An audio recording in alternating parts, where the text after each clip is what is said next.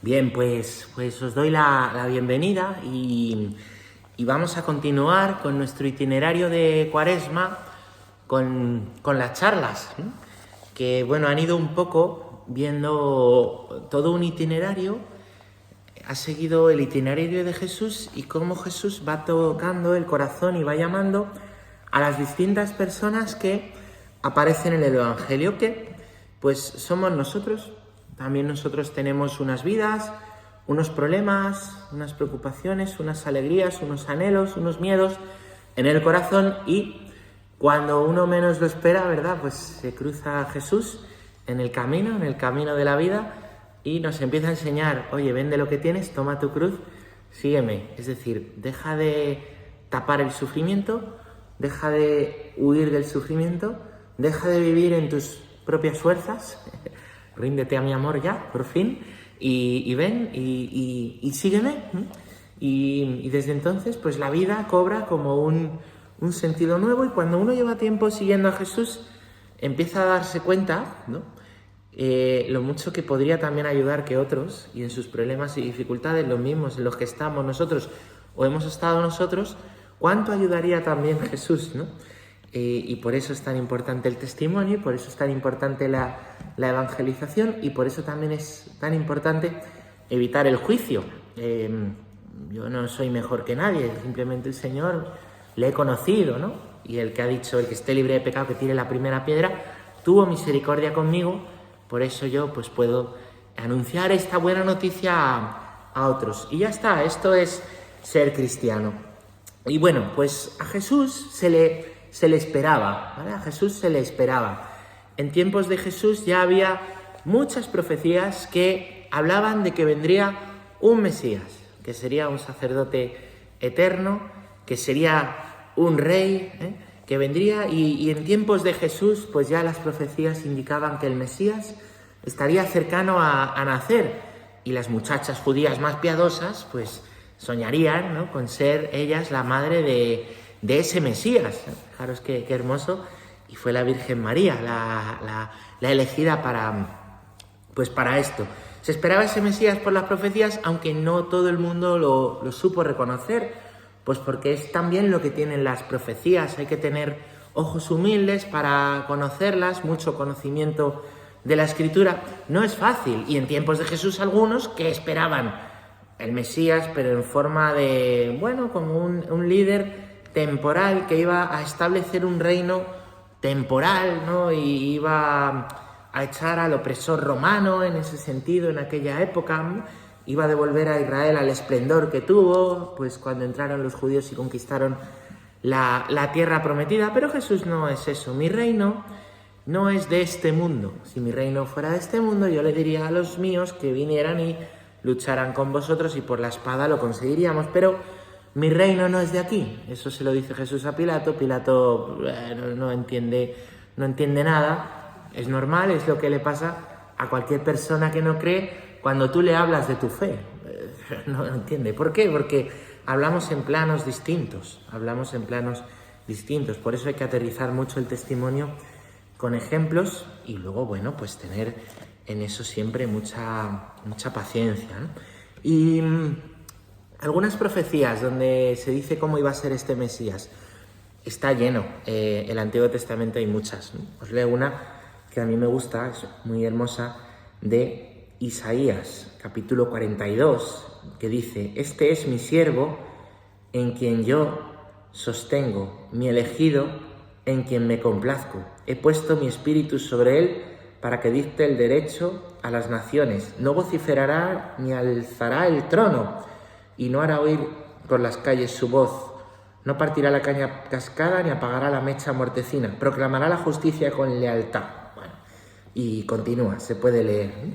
Se dice que el Mesías iba a ser un siervo. Esto es muy importante, porque eso ya rompe esa espera que había por parte de algunos, los celotes, de que fuera a ser un Mesías que iba a conquistar las cosas por la fuerza. Al contrario, el Mesías sería un siervo, y si vemos una cruz se entiende muy bien cómo el Señor se ha hecho siervo. De hecho, si alguien no estuvo en la cruz, como le pasó a los apóstoles, tuvieron la ocasión de verlo antes en la última cena, cuando dijo, esto que yo he hecho con vosotros, hacedlo vosotros. Y se hace siervo, se hace el último y se pone a lavar los pies. Dice la profecía, es mi elegido en quien me complazco. Esas palabras a lo mejor nos suenan al bautismo de Jesús cuando se abre el cielo y suena la voz de Dios Padre que dice, este es mi Hijo, es el elegido, el Mesías, en él me complazco, escuchadle. O dice también, he puesto mi espíritu sobre él para que dicte el derecho a las naciones. Y se puede ver, por ejemplo, un episodio en el que Jesús está en la sinagoga y dice, el Espíritu de Dios está sobre mí y me ha enviado a dictar el derecho a las naciones. Entonces, alguien que fuera piadoso, humilde de corazón, que conociera la Escritura, ya podría ver y decir, oye, que el Mesías es este. Muchos se sorprendían, ¿no? Y decían, pero ¿cómo va a ser este? Si a este le conocemos, si este es el hijo de María, si este estaba con José en la carpintería. ¿Por qué? Porque en el fondo nos escandaliza que el Mesías o que Dios pueda ser uno de nosotros y que Dios pueda estar en la sencillez, ¿vale? Y este es el motivo por el cual a Jesús, pues muchos no se lo creen, no creen que Dios pueda ser un Dios de carne tan cercano a ellos como Jesús se manifiesta. Esto pues pasa todavía hoy, ¿no? Es decir, el Antiguo Testamento está lleno de profecías y en Semana Santa algunas de ellas las vamos a leer. Yo os animo a estar como muy atentos a las lecturas de Semana Santa. Uno puede también tomar un misalito y leerlas, o puede en el teléfono, ¿no? Porque esas lecturas nos están hablando todas de Jesús. Y fijaros, hoy de lo que quería hablar es como la gran manifestación de que Jesús es Dios, la misión para la que ha venido, se ve en la Pascua.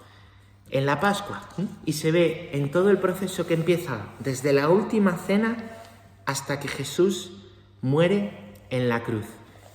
Todo ese tramo, todo ese episodio de la última cena a la muerte de Jesús en la cruz es lo que nosotros celebramos el jueves, y el viernes es el cumplimiento y la muestra definitiva de que ahí está el Mesías. Después vendrá la prueba final, que es la de la resurrección. Pero si os fijáis, Jesús, cuando muere en la cruz, ¿qué dice? Dice muchas cosas, las 7 palabras, ¿no? Pero lo último que dice Jesús al morir en la cruz es que todo está cumplido.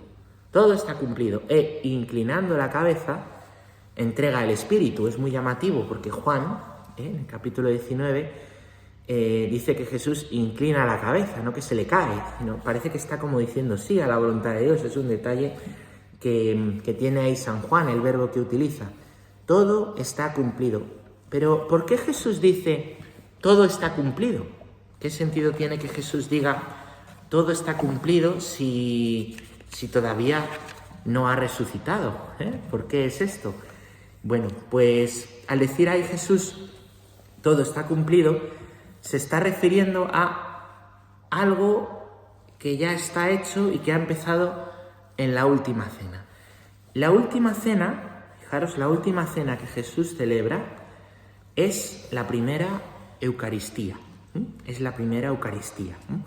La última cena era una cena de Pascua, es la Pascua, en la cual los judíos celebran que fueron liberados gracias a la providencia de Dios, gracias a la diestra de Dios, fueron liberados de ser el pueblo esclavo de la esclavitud en Egipto.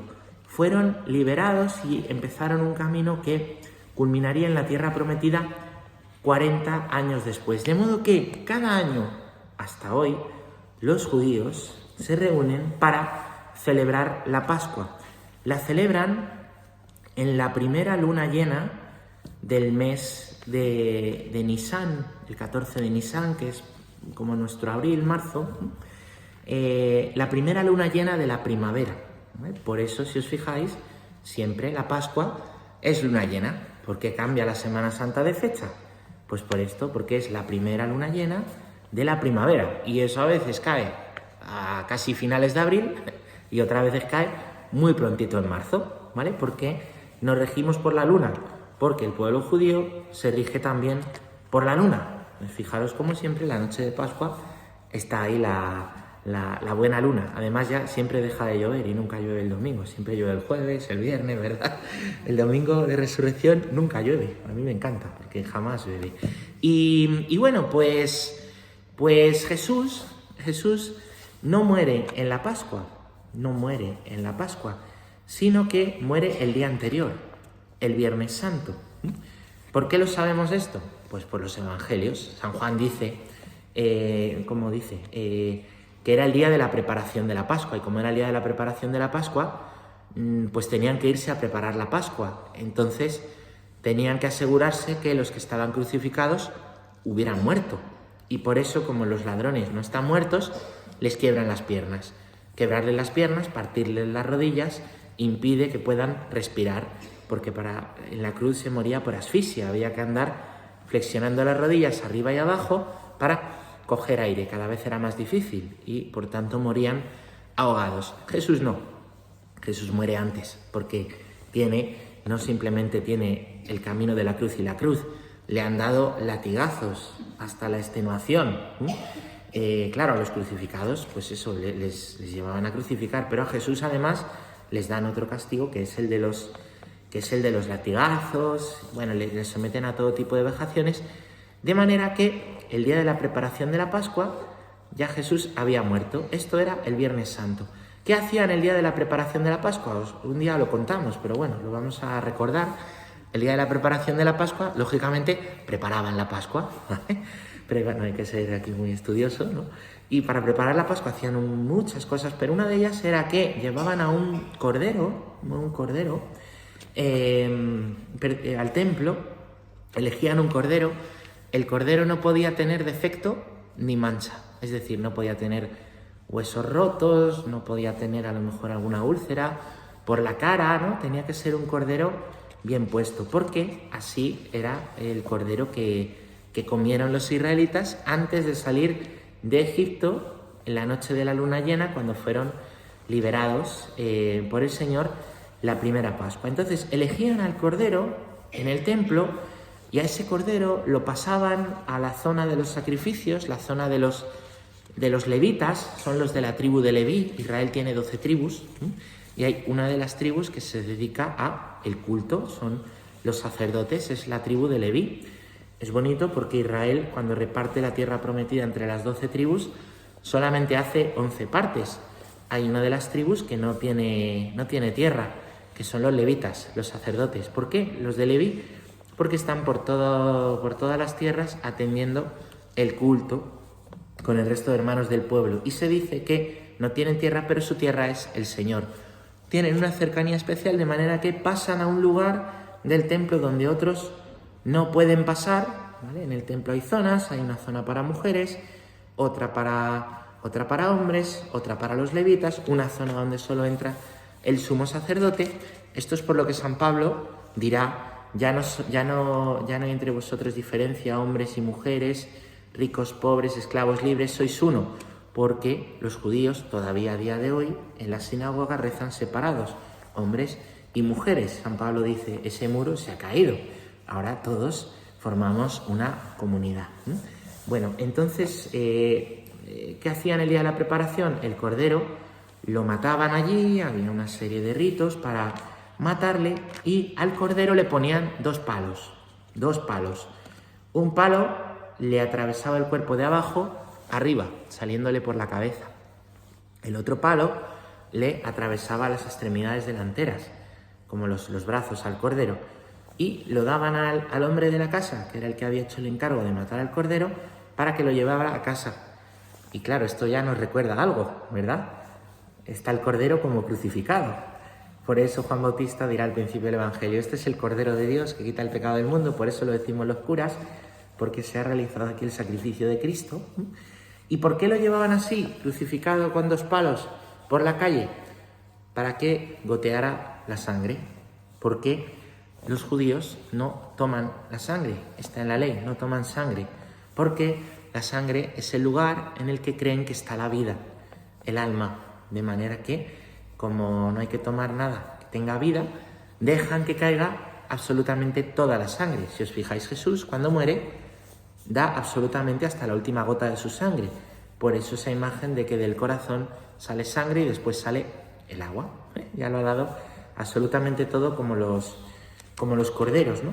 Y entonces, una vez en casa, con el cordero, la preparación, eso ha sido el viernes, al día siguiente por la noche, el sábado, ya veis que nosotros el viernes celebramos la muerte y el sábado celebramos la Pascua, con la luna llena, celebran la cena de Pascua. Pero la cena de Pascua no es pues como una cena que te juntas con tu familia en Navidad, que haces la cena y está todo bueno, a lo mejor hay algunas tradiciones en familia y hay un momento seguro en el que se reza al principio y se da gracias, pero la cena judía es todo un ritual litúrgico, igual que la Eucaristía es un ritual. Nosotros no nos inventamos la Eucaristía, ¿no? Sino que seguimos una serie de ritos, de manera que en cada lugar donde se celebre la Eucaristía se celebra la misma Eucaristía y la consagración es válida siempre que se digan las mismas palabras que Jesús dijo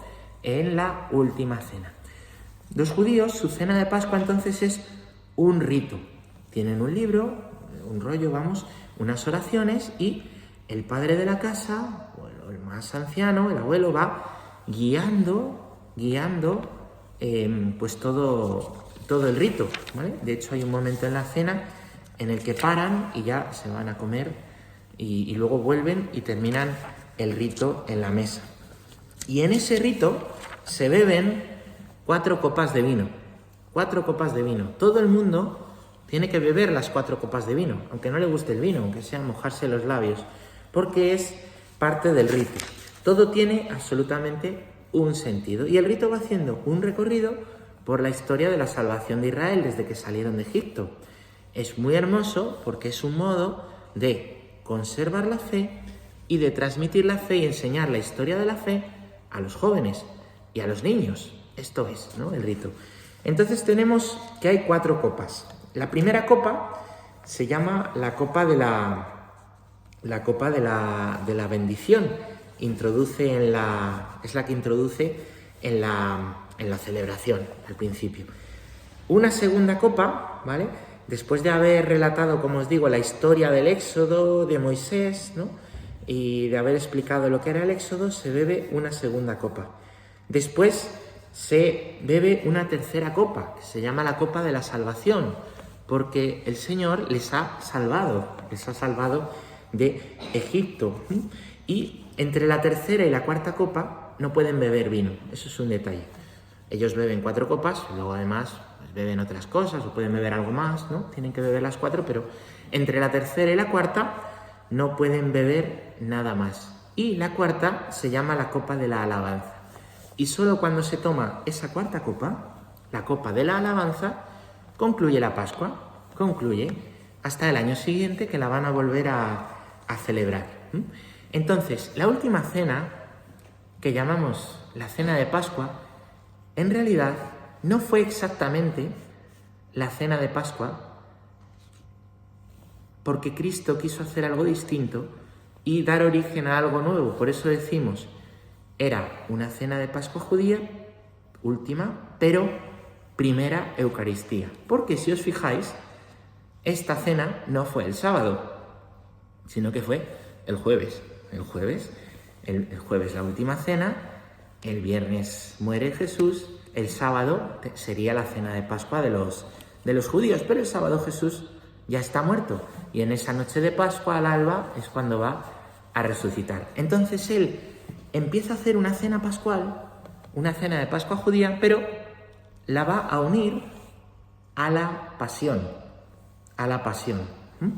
De manera, esto es muy hermoso, que si nos fijamos bien en lo que dicen los evangelios, vamos viendo detalles que nos van diciendo cómo era esta cena de Pascua que Jesús hizo. Por ejemplo, he deseado ardientemente comer esta Pascua con vosotros antes de mi pasión. Os aseguro que ya no la comeré hasta que llegue a su pleno cumplimiento el reino de Dios.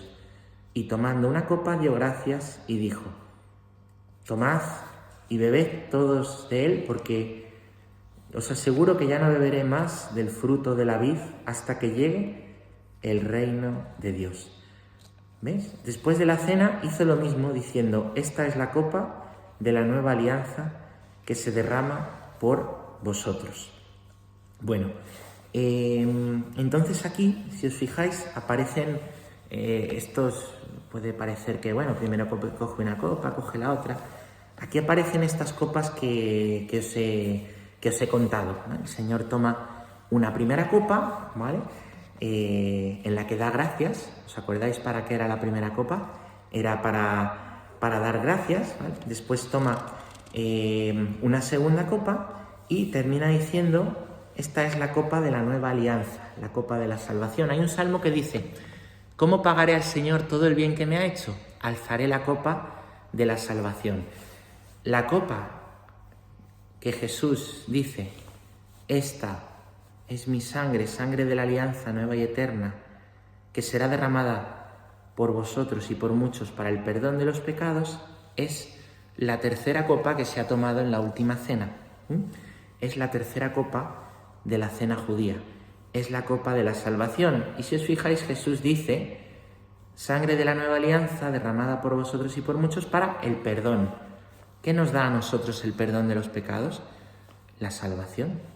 Por eso nosotros, cada vez que celebramos la Eucaristía, estamos celebrando la salvación, que Jesús nos ha perdonado los pecados, y por eso nosotros, para comulgar, necesitamos haber recibido el perdón de los pecados y creer en el perdón de los pecados, que lo decimos en el credo. Si alguien dice: yo no creo en el pecado, pues no está creyendo algo que forma parte del depósito de la fe, ¿no? Entonces esa es la copa de la salvación. ¿Qué hacemos en cada Eucaristía? Lo que dice el Salmo. ¿Cómo pagamos al Señor tanto bien que nos ha hecho? Alzamos la copa de la salvación. ¿Y qué pasa? ¿Qué pasa? Pues que después de eso, la cena no concluye como una cena de Pascua. Porque ¿qué hace Jesús después de dar el cuerpo y su cuerpo y su sangre? No concluye, no hay una cuarta copa. No hay una cuarta copa que concluya el rito, sino que se va a un monte que se llama el Monte de los Olivos, ¿vale? Y a ese Monte de los Olivos, fijaros lo que dice el Evangelio: después del canto de los salmos, salieron hacia el Monte de los Olivos. ¿Qué es el canto de los salmos? A nosotros no nos dice nada, pero si quien conozca lo que es la cena judía, entre la tercera y la cuarta copa, que no se bebe vino, se cantan salmos.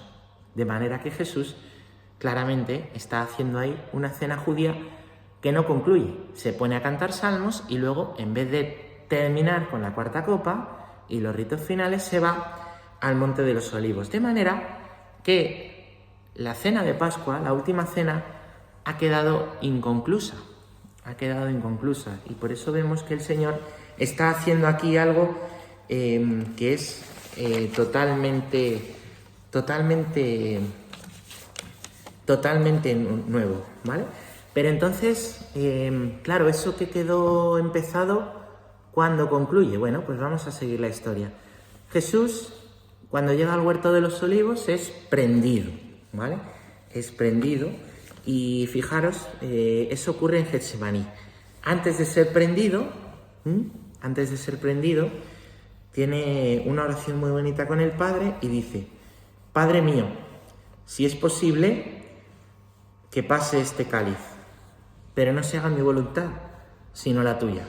Eso a nosotros nos suena a aceptar la voluntad de Dios en el sufrimiento y decir: Padre, yo no puedo con esto, pero que se haga tu voluntad. Amén, porque tú quieres. Es verdad, pero ya vemos que es algo más, ¿no? Porque el cáliz es la cuarta copa. Y ahora sabemos que Jesús la va a tomar, pero no todavía, ¿vale? Y entonces por eso reza diciendo: que pase esta cuarta copa, que no llegue esto a término, porque es un sufrimiento enorme, pero como tú lo quieres, amén, Señor. ¿Qué está diciendo ahí el Señor? Ha empezado en la última cena, ha empezado el rito de la Pascua, hemos tomado 3 copas, la cuarta es muy difícil de tomar, pero como tú quieres la voy a tomar, pero no será todavía. Entonces le prenden. Ya vemos ahí pues toda la historia, ¿no? De cómo le llevan ante Pilato, luego Pilato le llevan al otro lado, le dan un montón de le dan un montón de vueltas, le mandan a Herodes le devuelve a Pilato, le hacen sufrir mucho psicológicamente, le dan los latigazos, le ponen la corona de espinas, ¿vale? Todo eso es la pasión, y de camino al Calvario, ya le dan la cruz. Dice Mateo, esto os acordaréis, Mateo 27, cuando llegaron al lugar llamado Gólgota, que significa la calavera, le dieron a beber vino con hiel. Lo probó, pero no quiso tomárselo. ¿Os acordáis? Que entre la tercera y la cuarta copa no se bebe nada, ¿vale? Por eso el Señor lo rechaza. Hay quien dice, no, porque eso le iba a quitar el dolor y él quiso sufrir. Y no, es esto. Está haciendo un rito judío, ¿eh? Está haciendo ese rito. Y entonces continúa, ya le suben a la cruz, y después de esto, sabiendo que todo estaba cumplido, es decir, ya es momento de beber el cáliz, ya es momento de beber la cuarta copa, para que se cumpliera hasta el final, dice, tengo sed. ¿Tiene sed? ¿Cómo es posible que no tuviera sed un poquito antes y ahora sí?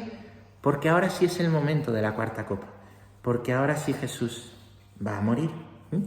Entonces había allí un recipiente lleno de vinagre. Ya sabéis que el vinagre es el vino que se agría, ¿verdad? El vino agrio, esa es la cuarta copa. Y dice que empaparon en él una esponja. No la va a tomar de una copa, lo va a tomar de una esponja. La ataron a una rama de hisopo y se la acercaron a la boca. Y después de beber, dijo Jesús, todo está cumplido. E inclinando la cabeza, entregó el Espíritu. Esa es la cuarta copa. Y por eso Jesús dice, todo está cumplido. Porque ahora sí, no se refiere a la resurrección, eso ya pasará. Se ha cumplido que Jesús ha empezado una nueva Pascua en la última cena y ha unido la cena judía a su pasión y muerte en la cruz. Esto es, por eso la última cena es la primera Eucaristía nuestra, y en la Eucaristía concluye, el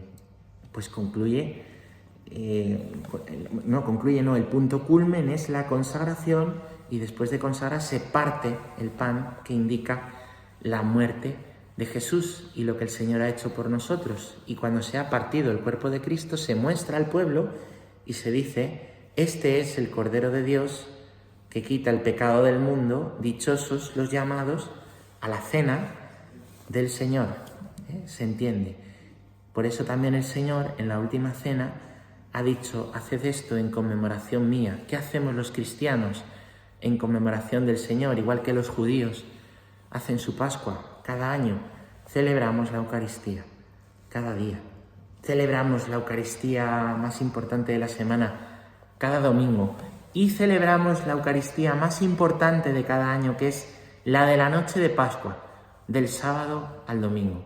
Es muy larga, es verdad, pero es que es la Eucaristía más importante del año, en la que vamos a leer 7 lecturas sin luz, a la luz solo de un cirio pascual, que es Cristo resucitado, indicando que a la luz de Cristo se entiende todo el Antiguo Testamento, como estas cosas que hemos ido contando ahora. De hecho, fijaros, en la antigüedad las Pascuas eran tan largas que se les hacía de día. Aquí, si dura ya un poco más, parece que es larguísima. Pues si se nos hace de día, fenomenal, porque estamos celebrando la salvación y que Jesús nos ha salvado, ¿no? Esto es lo que vamos a celebrar en la Semana Santa, ¿no? En el Triduo Pascual, el sacrificio de Cristo. Vamos a empezar el jueves con esta última cena en la que el Señor se ha hecho siervo, lavatorio de pies, en la que el Señor ha instituido la Eucaristía, ha dicho las palabras, tomad y comed, tomad y bebed, haced esto en conmemoración mía. Vamos a continuar el viernes, en la que vamos a leer la Pasión, a escuchar la Pasión, que se va a proclamar, a escucharla despacio, y en el momento, inclinando la cabeza, entregó el Espíritu, porque todo está cumplido.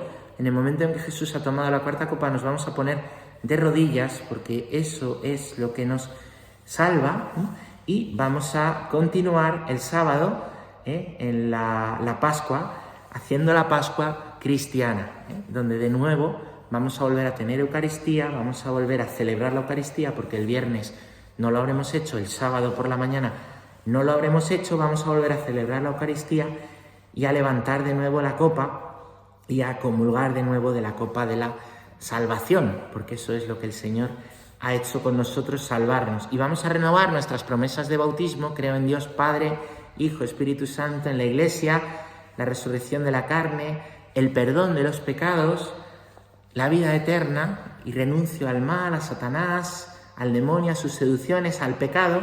Lo vamos a volver a decir. ¿Quién sabe? ¿Quién sabe? Esta Pascua será preciosa y un día celebraremos la Pascua eterna en el cielo. ¿Cuándo será? No sabemos, pero mientras estemos aquí, año tras año nosotros hacemos esto, traer el cielo a la tierra, que es lo que ha hecho Jesús al hacerse hombre, traernos el cielo a la tierra. Por eso os animo mucho a participar en los triduos pascuales que se van a celebrar en nuestras iglesias, y por eso os animo mucho a vivir con intensidad pues la Eucaristía, uniéndonos al Señor en la cruz y poniendo ahí nuestros sufrimientos, ofreciéndolos pues por Él, para la salvación de tantos que no le conocen, y especialmente los inocentes que más sufren a causa del mal de los malvados pues del mundo. El próximo lunes ya será Lunes Santo y vamos a tener una última charla. No va a ser aquí, va a ser abajo, porque la vamos a hacer con proyector, ¿vale? Y vamos a tener una charla sobre la sábana santa, que es la reliquia más importante de toda la cristiandad. Hay quien dice que es falsa, pero estudiándola vemos la de cosas que nos va a revelar acerca de la pasión y por qué, yo al menos así lo defiendo, es una reliquia verdadera y que nos puede ayudar mucho. Y vamos a ver también toda la historia, así que por supuesto estáis invitados a venir a esa última charla cuaresmal, que será el próximo Lunes Santo, igual 7:30, pero aquí abajo.